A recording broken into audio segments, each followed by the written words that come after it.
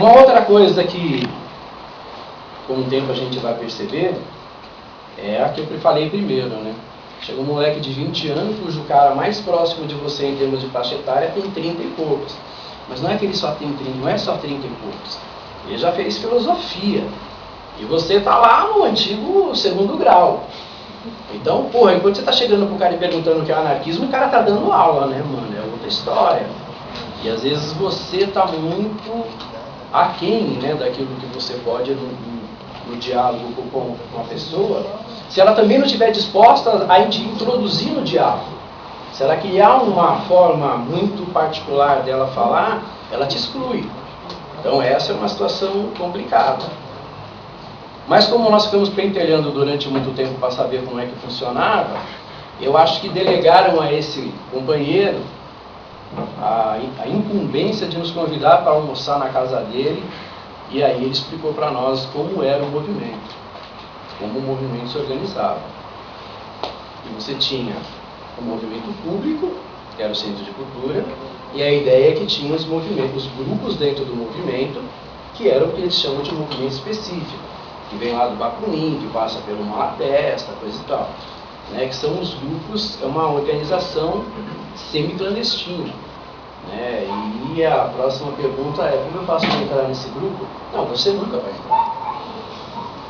Porque é uma organização que existe há décadas, as pessoas que participam estão há décadas, mas as pessoas que chegam têm que criar os seus próprios grupos e ao longo do tempo vão se estabelecendo as relações de confiança e a gente vai podendo participar. Imagina que para quem chega é um balde de água fria, né? Você tem que ter muita predisposição para ficar, muito tesão pela ideia para ficar, porque o cara já disse para você que você vai ficar sempre numa esfera diferente. Mas tudo bem, né, meu? Você quer ficar, é desse jeito. Tem que acreditar, né? Tem que acreditar, né? E assim, o nosso acreditar ainda é pior, né? Porque se o cara está no partido político, de repente ele cria lá uma ilusão de que ele vai ser assessor de alguém. Ele vai ser indicado para trabalhar num bagulho qualquer lá, vai ganhar uma grana, tá resolvido. Anarquista paga para trabalhar. Porque para estar aqui ele paga, para lançar um jornal ele paga, para qualquer coisa ele paga. Para nós é totalmente diferente. Ele pode ficar 50 anos que ele vai ser sempre a mesma pessoa. Ele pode até ter uma projeção dentro do movimento, mas aquilo não dá a ele status nenhum.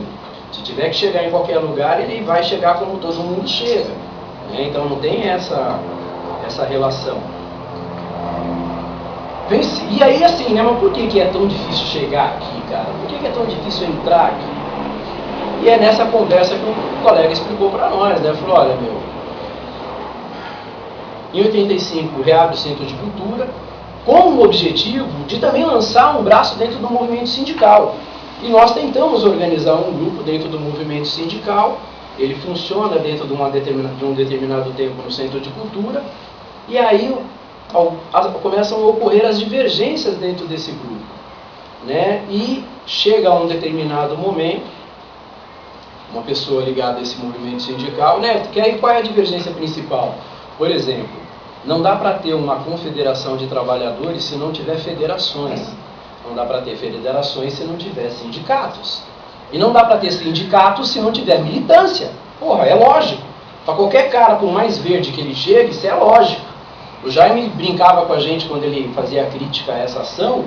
Ele falava assim: eu já vi grupo de um homem só. A gente olhava para ele e falava: não, meu, o cara propõe para ele mesmo, defende, lança a ata e diz que é o grupo que decidiu fazer aquilo. Mas quando você vai ver, é o grupo de um homem só. Porra, o grupo de um homem só sou eu, sou indivíduo, não sou grupo. Mas por quê? Porque parece que a gente tem uma vontade muito grande de ter nomes coletivos e carimbos, né? Uma coisa burocrática, assim, pá. Bate carimbo num monte de papel, manda para todo mundo, cria, parece, com uma expectativa de que nós somos importantes e poderosos e atrás de nós tem uma multidão nos seguindo. Puta de uma ideia mentirosa.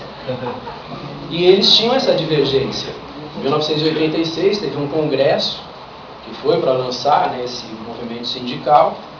Eu fui, né, coisa e tal, pá, e depois eu ainda falei, meu, eu que venho do movimento sindical lá, dos metalúrgicos de São Paulo, coisa e tal, Não entendi muito bem qual é aquela parada ali não, porque só tinha punk, cara. Só tinha punk. Eu falei, pô, eu como punk eu entendo, eu tô ali, coisa e tal, pá, né? Mas eu tô na cultura punk, eu não tô na cultura sindical. Eu estava, mas muita gente não tinha essa relação. Né? Não é uma crítica ao movimento punk, mas é uma crítica à faixa etária daquela galera que está ali e que não entende que ainda não é trabalhador para ser associado a uma organização sindical como trabalhador. Essa foi uma das principais divergências. Aí a pessoa que tinha mais projeção dentro desse grupo. No sábado levou um monte de punk lá, os caras se associaram no sábado, no domingo tinha a assembleia. Chegaram lá na Assembleia e decidiram que iam tirar essa organização sindical de dentro do Centro de Cultura e levar para outro lugar que era lá na Luz. E os velhinhos ficaram fodidos, porque eles entenderam que aquilo foi um golpe. Quando eu cheguei, que eu queria participar, eu peguei a treta, né, meu? Ninguém falava da treta, mas você via que tinha no ar uma tensão de todo mundo que chegava, como é que ia ser recebido, né? E eu não sabia e foram me explicar isso aí. E depois eles começaram a explicar outras coisas também, né? Por exemplo, como é que você quer ter uma organização que não tem militante? E como é que você quer ter uma organização que, mesmo tendo militante, não tem condições de sustentar a própria organização? De onde é que vem esse dinheiro que vocês estão usando? E o dinheiro vinha do exterior. E os velhinhos sempre foram mordidos com essa história do dinheiro vindo do exterior. O Jaime era um cara que falava muito. O Jaime, quando ele fazia a prestação de conta, por exemplo, dessa história do Congresso, por exemplo, de 1992, do Outros 500, tudo que eles faziam tinha centavo, né? E eles falavam assim, o pessoal na Europa não entende por que a gente coloca centavo. Mas a gente é rigoroso no balanço da coisa para que entenda-se que a gente gastou com a parcimônia necessária o dinheiro que é para o movimento. Porque o dinheiro que vem para cá também vem de outros trabalhadores. E eles estão investindo em nós aqui, acreditando que aquilo que nós estamos fazendo é importante. Então não dá, por exemplo, para você criar o militante profissional. Porque alguém tem que sustentar o maluco. De onde veio o dinheiro? O dinheiro vem do exterior para criar um militante profissional? Porra, não dá para ter militante profissional no movimento anarquista, gente. Não tem como. Até pode ter uma editora e os caras conseguem vender livro o suficiente. Obrigado. Os caras conseguem vender livro o suficiente para poder bancar algumas pessoas que começam a trabalhar para a editora e aí tem um pouco mais de folga de tempo para poder fazer certas coisas, mas não dá para a gente imaginar que nós vamos profissionalizar pessoas para fazer militância. E essa era a crítica deles em relação àquilo. E quando a gente chegou, nós fomos pegos nesse fogo cruzado e nos deixaram no gelo até que paulatinamente essas coisas vão sendo superadas, porque a gente vai ficando mais tempo, vai participando mais, e aí você começa a fazer parte desse círculo, que ainda não é um movimento específico, mas de maior confiança entre os militantes. Anos depois a gente fez a revisão do Estatuto do Centro de Cultura, e para evitar essas surpresas que podem sempre acontecer, nós criamos duas categorias de sócio. O sócio contribuinte e o sócio efetivo. Os sócios efetivos são aqueles que estão há mais tempo. O sócio contribuinte é o cara que entra, né? Primeiro assim, eu tenho que manifestar o desejo de estar aqui, como sócio. Porque eu posso estar aqui como uma pessoa que vem assistir palestra, acabou.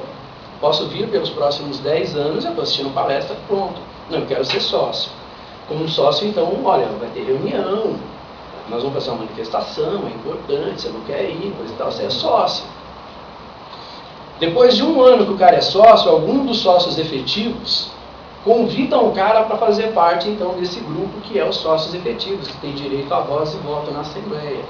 Que foi a maneira que a gente imaginou para tentar evitar que, de repente, chegasse muitos aventureiros ao meio e se apropriassem do espaço, do dinheiro, né, dessas coisas. Não tem muito dinheiro, é lógico que não tem. Mas o pouco que tem, se de repente desaparece, detona a organização. Então isso é muito complicado, né? Então essa diferença de idade nas gerações, ela foi um problema.